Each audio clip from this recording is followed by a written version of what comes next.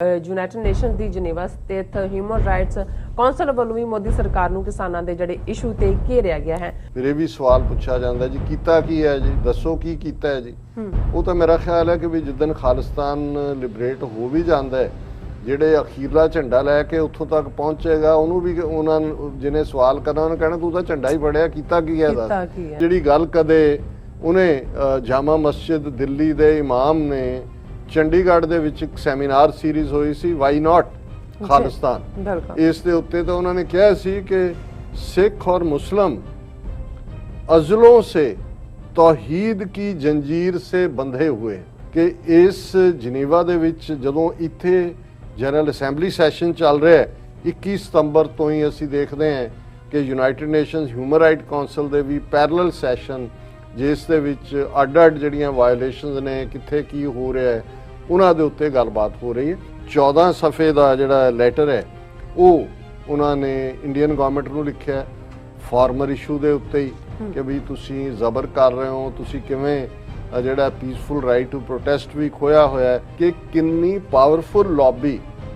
ਸਿੱਖਾਂ ਦੇ ਬਿਹਾਫ ਤੇ ਕਿਸਾਨੀ ਦੇ ਬਿਹਾਫ ਤੇ ਜਿਹੜੀ ਹੈ ਉਹ ਯੂਨਾਈਟਿਡ ਨੇਸ਼ਨਸ ਦੇ ਵਿੱਚ ਸਿੱਖਾਂ ਦੇ ਨਾਲ ਖਲੋਤੀ ਹੋਈ ਹੈ। ਦਰਸ਼ਕੋ ਬ੍ਰੇਕ ਤੋਂ ਬਾਅਦ ਤੁਹਾਡਾ ਸਭ ਦਾ ਭਰਪੂਰ ਸਵਾਗਤ ਹੈ। ਸੋ ਵਿਊਅਰਸ ਹੁਣ ਆਪਾਂ ਗੱਲਬਾਤ ਕਰਨ ਜਾ ਰਹੇ ਹਾਂ ਕਿ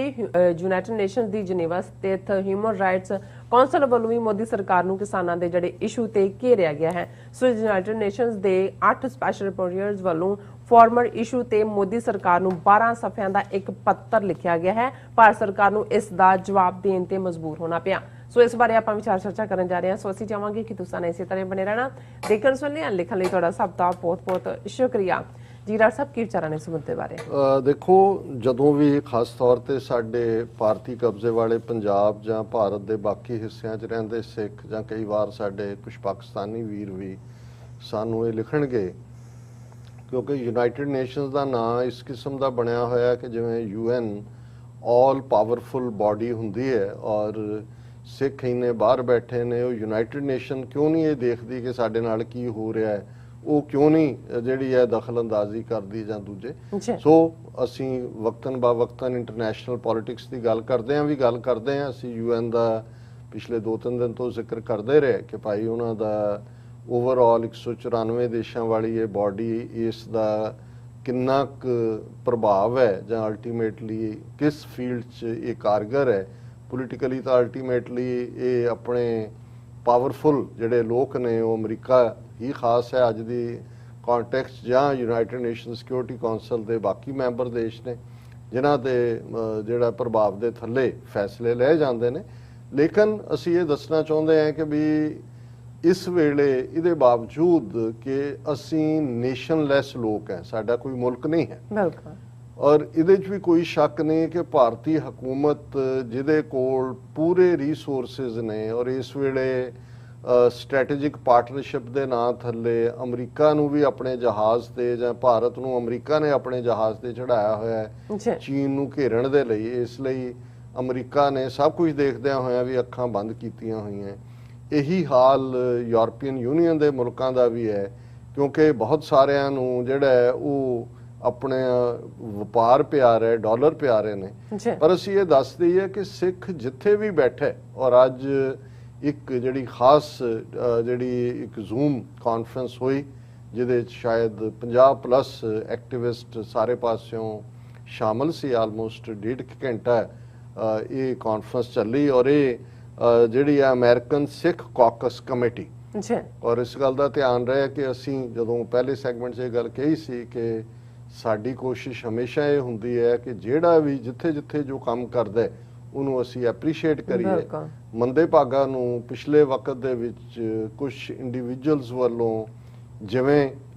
US ਕਾਂਗਰੈਸ਼ਨਲ ਸਿੱਖ ਕਾਕਸ ਉਸ ਨੂੰ ਭੰਡਿਆ ਗਿਆ, ਜਿਹੜੇ ਉਸ ਦੀ ਰੂਹੇ ਰਵਾਂ ਲੋਕ ਸੀ ਉਹਨਾਂ ਦੀ ਜਿਹੜੀ ਹੈ ਕਿਰਦਾਰਕੁਸ਼ੀ ਕੀਤੀ ਗਈ, ਕਰੈਕਟਰ ਅਸੈਸੀਨੇਸ਼ਨ ਕੀਤੀ ਗਈ ਔਰ ਇਹ ਵੀ ਇੱਕ ਪ੍ਰਭਾਵ ਦੇਣ ਦਾ ਯਤਨ ਕੀਤਾ ਗਿਆ ਕਿ ਜਿਵੇਂ ਇਹ ਤਾਂ ਐਵੇਂ ਹਕੂਮਤ ਨੇ ਜਾਂ ਦੂਸਰੇ ਦਾ ਖੜਾ ਕੀਤਾ ਫਰੰਟ ਹੈ। ਫਿਰ ਇਹ ਵੀ ਸਵਾਲ ਪੁੱਛਿਆ ਜਾਂਦਾ ਜੀ ਕੀਤਾ ਕੀ ਹੈ ਜੀ, ਦੱਸੋ ਕੀ ਕੀਤਾ ਹੈ ਜੀ।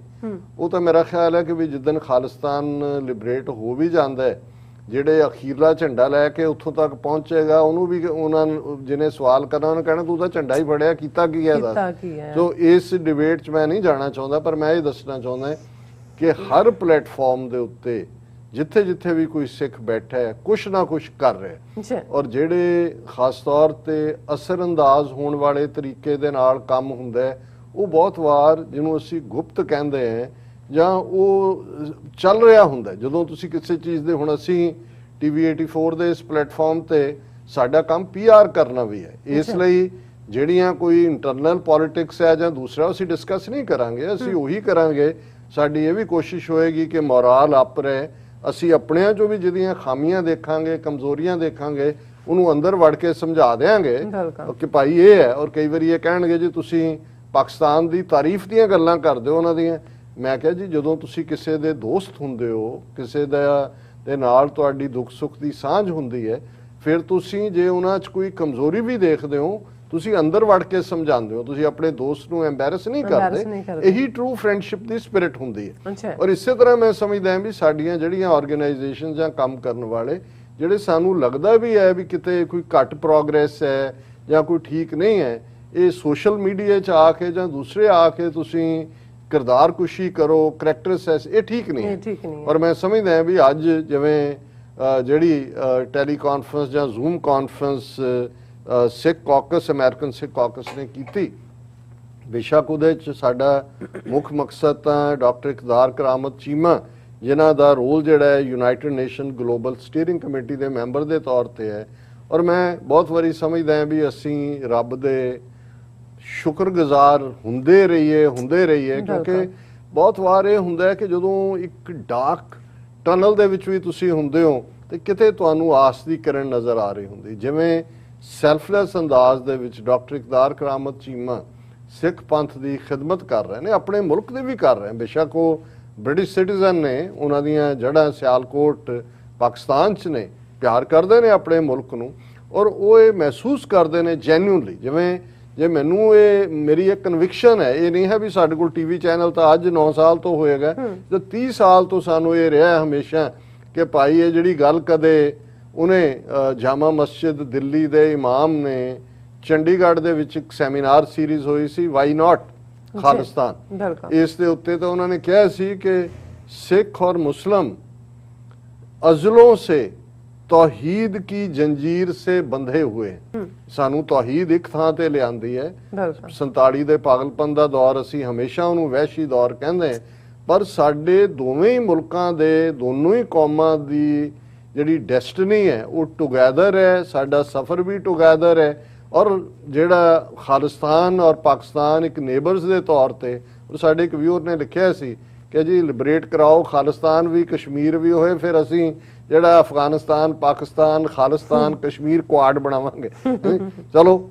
ਹਮੇਸ਼ਾ ਹੀ ਥਾਟ ਤਾਂ ਇਵੇਂ ਹੀ ਨਿਕਲਦੇ ਨੇ। ਸੋ ਮੈਂ ਸਮਝਦਾ ਵੀ ਡਾਕਟਰ ਇਕਤਦਾਰ ਕਰਾਮਤ ਚੀਮਾ ਨਿਸ਼ਕਾਮ ਬਿਨਾਂ ਕਿਸੇ ਡਿਜ਼ਾਇਰ ਤੋਂ ਸਾਡੇ ਕੋਲ ਹੈ ਕੀ ਦੇਣ ਨੂੰ, ਉਹ ਆਪਣਾ ਵਕਤ ਜਿਹੜਾ ਇਸ ਪਾਸੇ ਵੀ ਲਾਉਂਦੇ ਨੇ। ਉਹਨਾਂ ਦੇ ਐਫਰਟ ਨਾਲ ਗੁਰੂ ਗ੍ਰੰਥ ਸਾਹਿਬ ਦੀਆਂ 3 ਜਿਹੜੀਆਂ ਉਹਨਾਂ ਦੇ ਫਰਮਾਨ ਨੇ, ਜਿਨ੍ਹਾਂ ਨੂੰ ਤੁਕ ਲਾਈਨਸ ਨੂੰ ਕਹਿੰਦੇ ਨੇ, ਉਹ UN ਦੇ ਵਿੱਚ ਜਿਹੜਾ ਉਹਨਾਂ ਦਾ ਰਿਲੀਜੀਅਸ ਚਾਰਟਰ ਹੈ ਉਹਦੇ 'ਚ ਉਹਦੀ ਸ਼ਮੂਲੀਅਤ ਹੋਈ। ਔਰ ਉਹ ਯੂਨਾਈਟਿਡ ਨੇਸ਼ਨਸ ਦੀ ਗਲੋਬਲ ਸਟੀਅਰਿੰਗ ਕਮੇਟੀ 'ਚ ਬੈਠਿਆਂ ਜਿਸ ਲੈਵਲ ਦੇ ਉੱਤੇ ਮਦਦ ਕਰਦੇ ਨੇ, ਉਹਦਾ ਇੱਕ ਸਬੂਤ ਅੱਜ ਦੀ ਇਸ ਜ਼ੂਮ ਕਾਨਫਰੰਸ ਦੇ ਵਿੱਚ ਉਹਨਾਂ ਨੇ ਡਿਸਕਸ ਕੀਤਾ। ਉਹਨਾਂ ਨੇ ਬਰੀਫਿੰਗ ਕਰਨੀ ਸੀ, ਔਰ ਇਸ ਜ਼ੂਮ ਕਾਨਫਰੰਸ ਜਿਸ ਦੀ ਪਿਕਚਰ ਸਕਰੀਨ ਦੇ ਉੱਤੇ ਦੇਖ ਸਕਦੇ ਨੇ ਸਾਡੇ ਵਿਊਅਰ, ਉਸ ਦੇ ਵਿੱਚ ਪੰਜਾਬ ਤੋਂ ਸਰ ਹਰਪਾਲ ਸਿੰਘ ਚੀਮਾ ਜਿਹੜੇ ਪ੍ਰੈਜ਼ੀਡੈਂਟ ਨੇ ਦਲ ਖਾਲਸਾ ਦੇ, ਉਹਨਾਂ ਦੀ ਸ਼ਮੂਲੀਅਤ ਸੀ। ਕਿਸਾਨ ਸੰਘਰਸ਼ ਦੀ ਸੰਯੁਕਤ ਕਿਸਾਨ ਮੋਰਚੇ ਦੀ ਇੱਕ ਪ੍ਰੋਮੀਨੈਂਟ ਆਰਗੇਨਾਈਜੇਸ਼ਨ ਜਿਸ ਨੂੰ ਸਰ ਬਲਦੇਵ ਸਿੰਘ ਸਰਸਾ ਹੈਡ ਕਰਦੇ ਨੇ, ਉਹ ਸ਼ਾਮਲ ਸਨ। ਇਸੇ ਤਰ੍ਹਾਂ ਦਲ ਖਾਲਸਾ ਦੇ ਇੱਕ ਹੋਰ ਕਾਰਕੁਨ ਜਿਹੜੇ ਇੱਥੇ ਸਾਡੇ ਸਿੱਖ ਯੂਥ ਆਫ ਅਮਰੀਕਾ ਦੇ ਪ੍ਰੋਮੀਨੈਂਟ ਰਹੇ ਨੇ, ਇਸ ਈਸਟ ਕੋਸਟ ਦੇ ਲੀਡਰ ਜਸਬੀਰ ਸਿੰਘ ਖੰਡੂਰ ਸ਼ਾਮਲ ਸਨ। ਇੰਗਲੈਂਡ ਦੇ ਵਿੱਚ ਸਿੱਖ ਫੈਡਰੇਸ਼ਨ ਜਿਨ੍ਹਾਂ ਦੇ ਕਿਸੇ ਜ਼ਮਾਨੇ 'ਚ ਇੰਸਪੀਰੇਸ਼ਨ ਬੀਬੀ ਪ੍ਰੀਤ ਗਿੱਲ, ਤਨਮਨਜੀਤ ਸਿੰਘ ਢੇਸੀ ਜਿਹੜੇ ਬ੍ਰਿਟਿਸ਼ ਪਾਰਲੀਮੈਂਟ 'ਚ ਵੀ ਆਵਾਜ਼ ਬਣਦੇ ਨੇ, ਦਵਿੰਦਰਜੀਤ ਸਿੰਘ ਉਹ ਉਸ ਦਾ ਹਿੱਸਾ ਸਨ। ਜਸਜੀਤ ਸਿੰਘ ਜਿਹੜੇ California based Amritsar time, Sikh alliance, Sikh youth of America, ਉਹ ਸ਼ਾਮਲ ਸਨ। ਯਾਦਵਿੰਦਰ ਸਿੰਘ ਜਿਹੜੇ ਸਿੱਖ ਚੈਂਬਰ ਆਫ ਕਮਰਸ ਹੈ, ਉਸ ਨੂੰ ਹੈਡ ਕਰਦੇ ਨੇ, ਉਹ ਸ਼ਾਮਲ ਸਨ, ਭਾਈ ਰੇਸ਼ਮ ਸਿੰਘ, ਔਰ ਇਸ ਤੋਂ ਇਲਾਵਾ ਵੀ ਹੋਰ ਬਹੁਤ ਸਾਰੇ ਸਨ, ਡਾਕਟਰ ਪ੍ਰਿਤਪਾਲ ਸਿੰਘ ਜਿਨ੍ਹਾਂ ਨੇ ਚੇਅਰ ਕੀਤਾ, ਔਰ ਉਹਦੀ ਓਪਨਿੰਗ ਇਸ ਕਾਨਫਰੰਸ ਦੀ ਸਰ ਹਰਪ੍ਰੀਤ ਸਿੰਘ ਸੰਧੂ ਜਿਹੜੇ ਕਿ ਮੇਨ ਅਮਰੀਕਨ ਸਿੱਖ ਕਾਕਸ ਕਮੇਟੀ ਦੇ ਕਰਤਾ ਧਰਤਾ ਨੇ। ਮੈਨੂੰ ਵੀ ਉਹਦੇ 'ਚ ਪ੍ਰੈਜੈਂਟੇਸ਼ਨ ਦਾ ਮੌਕਾ ਮਿਲਿਆ, ਬਰੀਫ ਉਹ ਵੀ ਜਿਹੜਾ ਉਹਨਾਂ ਦੇ ਕੰਮ ਦੇ ਉੱਤੇ। ਪਰ ਜਿਹੜੀ ਗੱਲ ਮੈਂ ਕਰਨ ਦੇ ਲਈ ਇਹ ਸਾਰੇ ਪਿਛੋਕੜ ਦੀ ਗੱਲ ਕੀਤੀ ਹੈ ਕਿ ਪਿਛਲੇ ਦਿਨਾਂ 'ਚ ਹੁਣ ਬਹੁਤ ਵਾਰੀ ਜਦੋਂ ਅਸੀਂ ਯੂਨਾਈਟਿਡ ਨੇਸ਼ਨਸ ਦੀ ਗੱਲ ਕਰਦੇ ਹਾਂ, ਨਿਊਯਾਰਕ ਦੇ ਵਿੱਚ ਯੂਨਾਈਟਿਡ ਨੇਸ਼ਨਸ ਦਾ ਐਡਮਿਨਿਸਟ੍ਰੇਟਿਵ ਹੈੱਡਕੁਆਰਟਰ ਹੈ, ਔਰ ਇਹ ਜਿਹੜੀ ਉਹਨਾਂ ਦੀ ਜਨਰਲ ਅਸੈਂਬਲੀ ਹੁੰਦੀ ਹੈ ਜਿਹਨੂੰ UNGA ਕਹਿੰਦੇ ਨੇ ਸਪਟੈਂਬਰ ਮਹੀਨੇ 'ਚ, ਇਹ ਮੋਰ ਆਫ ਇੱਕ ਔਰਨਾਮੈਂਟਲ ਤੁਸੀਂ ਕਹਿ ਸਕਦੇ ਹੋ ਕਿ ਜਿਹਦੇ 'ਚ ਹਰ ਇੱਕ ਨੂੰ ਮੌਕਾ ਮਿਲਦਾ ਕੋਈ ਗੱਲ ਕਹਿਣ ਦਾ।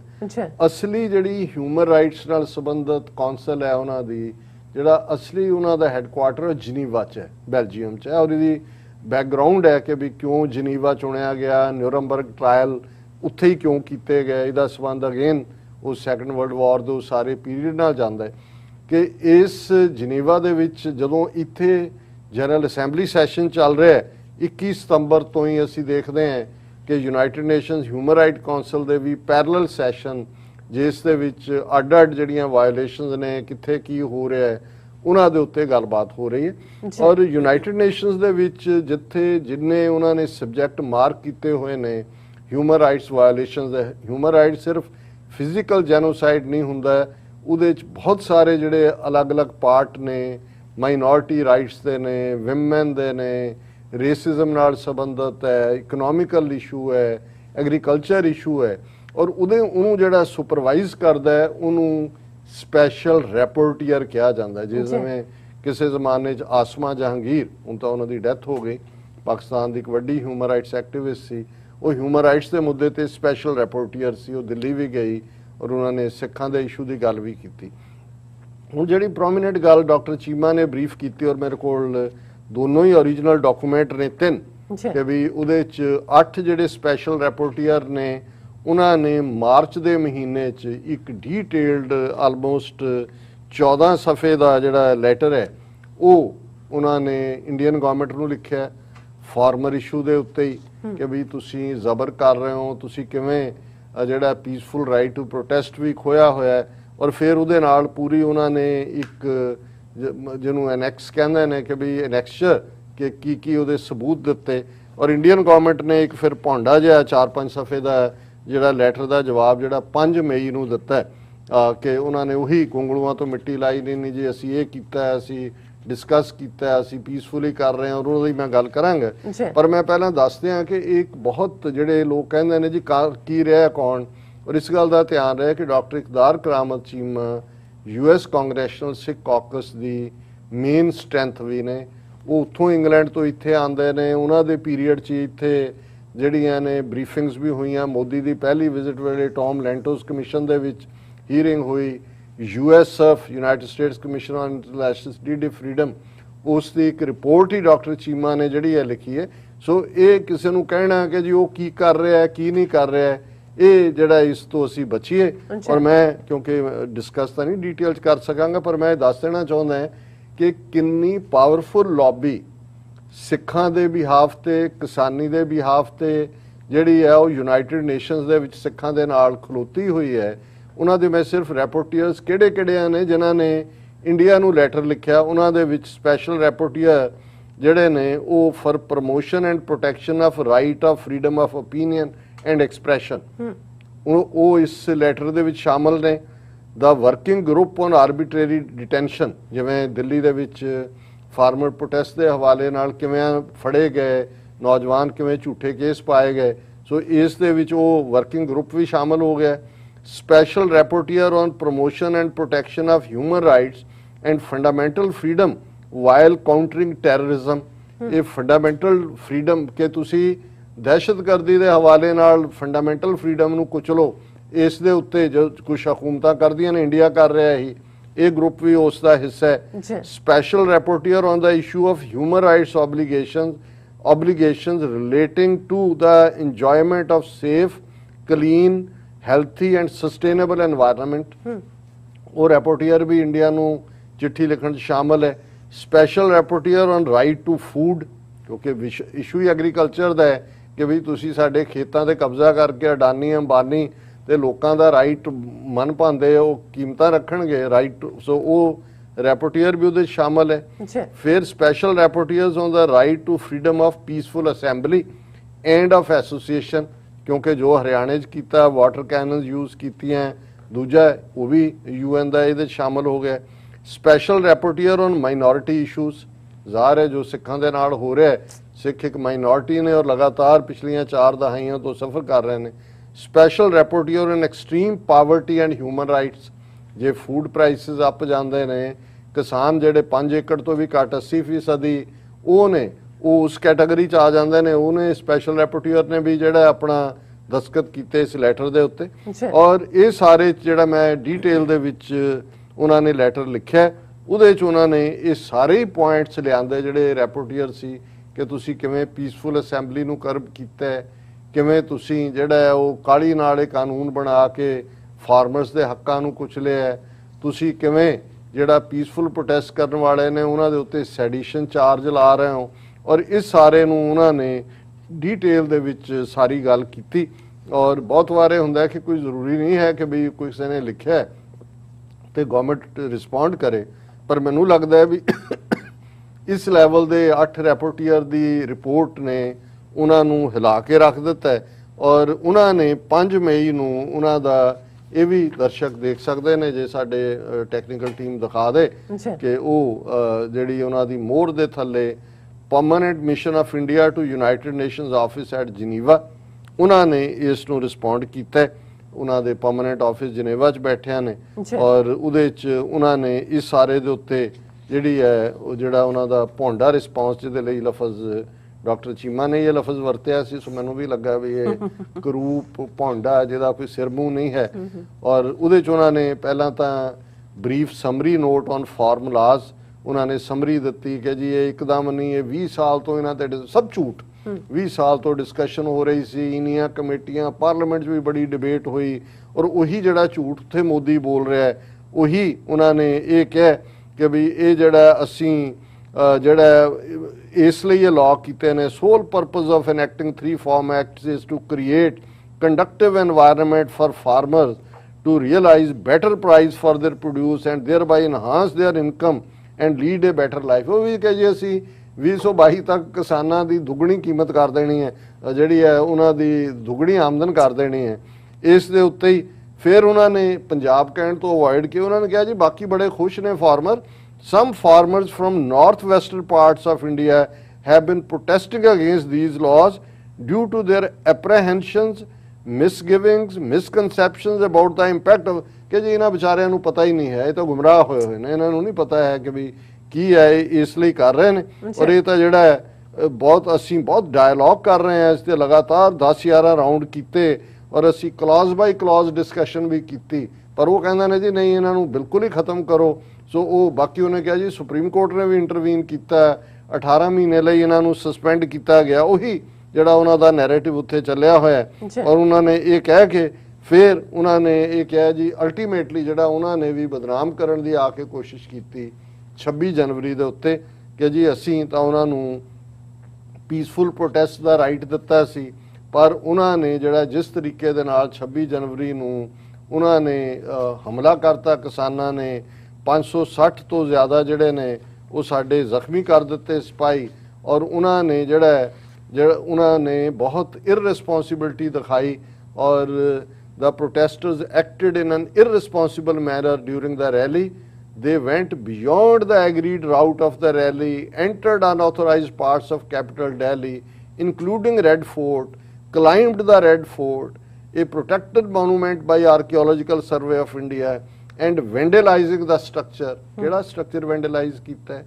ਈਵਨ ਤਿਰੰਗਾ ਵੀ ਨਹੀਂ ਲਾਇਆ ਗਿਆ, ਉਹਨਾਂ ਤੇ ਖਾਲੀ ਪੋਲ ਪਿਆ ਸੀ, ਉਹਨਾਂ ਨੇ ਕਿਹਾ ਖਾਲੀ ਨਾ ਰੱਖੋ ਇਹਨੂੰ ਭਰ ਦਿਓ, ਉੱਤੇ ਉਹਨਾਂ ਨੇ ਆਪਣਾ ਝੰਡਾ ਲਾ ਦਿੱਤਾ। ਉਹਨਾਂ ਕਿਹਾ ਵੈਂਡਲਾਈਜ਼ਿੰਗ ਦਾ structure and put a religious flag on national monument. ਆਹ ਹੈ ਤਕਲੀਫ ਕਿ ਵੀ ਦਿੱਲੀ ਦੇ ਉੱਤੇ ਜਿਹੜਾ ਹੈ ਉਹ ਉਹਨਾਂ ਨੇ ਆਪਣਾ ਝੰਡਾ ਲਾ ਦਿੱਤਾ। ਔਰ ਫਿਰ ਉਹਨਾਂ ਨੇ ਕਿਹਾ ਜੀ ਉਹਨਾਂ ਨੂੰ ਦਿੱਲੀ ਵਾਲਿਆਂ ਨੂੰ ਬਹੁਤ ਜਿਹੜੀ ਹੈ 510 ਪੁਲਿਸ ਵਾਲੇ ਜ਼ਖਮੀ ਹੋਏ। ਦੇਵਰ ਉਹਦੇ 'ਚ ਜਿਹੜਾ there was only one case of death of a farmer due to an accident after speeding tractor ਇਹ ਬਿਲਕੁਲ ਝੂਠ, ਕਿਉਂਕਿ ਉਹ ਜਿਹੜੇ 8 ਰੈਪੋਰਟੀਅਰ ਦਾ ਸੀ ਉਹਨਾਂ ਨੇ ਕਿਹਾ ਜੀ ਤੁਸੀਂ ਗੋਲੀ ਚਲਾਈ, ਇੱਕ ਕਿਸਾਨ ਮਾਰਿਆ, ਔਰ ਇਹਦੇ 'ਚ ਕੋਈ ਜ਼ਿਕਰ ਨਹੀਂ ਹੈ ਕਿ ਭਾਈ ਕੀ ਜ਼ੁਲਮ ਪੁਲਿਸ ਨੇ ਕੀਤੇ, ਹਰਿਆਣੇ 'ਚ ਕੀ ਕੀਤਾ, ਕਿਉਂਕਿ ਜਿਹੜਾ ਲੈਟਰ ਸੀ ਇਹਨਾਂ 8 ਰੈਪੋਰਟੀਅਰਸ ਦਾ ਉਹਨਾਂ ਦੇ ਵਿੱਚ ਉਹਨਾਂ ਨੇ ਡੀਟੇਲ ਦਿੱਤੀ ਹੋਈ ਸੀ। ਔਰ ਜਦੋਂ ਮੈਂ ਐਨਐਕਸੀ ਦੀ ਗੱਲ ਕਰਦਾ ਐਨਐਕਸ ਕਿ ਉਹਦੇ 'ਚ ਉਹਨਾਂ ਨੇ ਉਹ ਸਾਰੇ ਲਾਅ ਕੋਡ ਕੀਤੇ ਨੇ ਯੂਐਨ ਦੇ ਕਿ ਵੀ ਤੁਸੀਂ ਆ ਵੀ ਜਿਹੜੀ ਹੈ ਵਾਇਲੇਟ ਕੀਤਾ, ਆ ਵੀ ਕੀਤਾ, ਆ ਵੀ ਕੀਤਾ, ਆ ਵੀ ਕੀਤਾ। ਪਰ ਜਦੋਂ ਜਿਸ ਦੀ ਰੋਟੀ ਰੋਜ਼ੀ ਝੂਠ ਬੋਲਣ ਦੇ ਉੱਤੇ ਹੋਏ, ਇਹ ਨਹੀਂ ਕਿ ਝੂਠ ਬੜਾ ਬੋਲਦੇ ਨੇ, ਬੋਲਦੇ ਹੀ ਝੂਠ ਨੇ, ਤੇ ਉਹਨਾਂ ਤੋਂ ਇਹੀ ਐਕਸਪੈਕਟ ਕੀਤਾ ਜਾ ਸਕਦਾ ਜੋ ਉਹਨਾਂ ਨੇ ਲਿਖਿਆ। ਪਰ ਮੈਂ ਇਹ ਦੱਸਣਾ ਚਾਹੁੰਦਾ, ਅਸੀਂ ਐਪਰੀਸ਼ੀਏਟ ਕਰਦੇ ਹਾਂ ਜਿੱਥੇ ਡਾਕਟਰ ਇਕਬਾਲ ਕਰਾਮਤ ਚੀਮਾ ਦਾ ਐਫਰਟ, ਉੱਥੇ ਅਮਰੀਕਨ ਸਿੱਖ ਕਾਕਸ ਕਮੇਟੀ ਜਿਨ੍ਹਾਂ ਦੇ ਐਫਰਟ ਦੇ ਨਾਲ, ਔਰ ਅਜੇ ਵੀ ਉਹਨਾਂ ਦੇ ਅੱਜ ਜਿਵੇਂ ਬਰੀਫ ਕੀਤਾ ਉਹ ਕੋਸ਼ਿਸ਼ ਕਰ ਰਹੇ ਨੇ ਕਿ ਇਸ ਮੌਕੇ ਦੇ ਉੱਤੇ ਕੋਈ ਲੋਕਲੀ ਵੀ ਸਟੇਟਮੈਂਟ ਆਏ। ਸੋ ਅਸੀਂ ਸਮਝਦੇ ਹਾਂ ਵੀ ਜਿੱਥੇ ਜਿੱਥੇ ਜੋ ਵੀ ਕੰਮ ਕਰ ਰਿਹਾ ਉਹਨੂੰ ਉਹਦੀ ਸ਼ਲਾਘਾ ਕਰੀਏ, ਐਪਰੀਸ਼ੀਏਟ ਕਰੀਏ।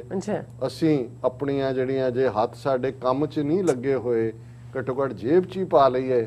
ਕਿਸੇ ਦੀਆਂ ਲੱਤਾਂ ਨੂੰ ਨਾ ਚੰਬੜੀਏ ਕਿ ਲੱਤਾਂ ਖਿੱਚ ਕੇ ਉਹਨੂੰ ਜਿਹੜਾ ਥੱਲੇ ਰੱਖਣਾ। ਜੀ ਡਾਕਟਰ ਸਾਹਿਬ ਤੁਹਾਡਾ ਬਹੁਤ ਬਹੁਤ ਧੰਨਵਾਦ। ਸੋ ਇੱਥੇ ਲੈਣੇ ਬ੍ਰੇਕ, ਵਿਊਅਰਸ ਤੁਸੀਂ ਇਸੇ ਤਰ੍ਹਾਂ ਹੀ ਬਣੇ ਰਹਿਣਾ। ਮਿਲਦੇ ਹਾਂ ਛੋਟੇ ਜਿਹੇ ਵਕਫੇ ਤੋਂ ਬਾਅਦ।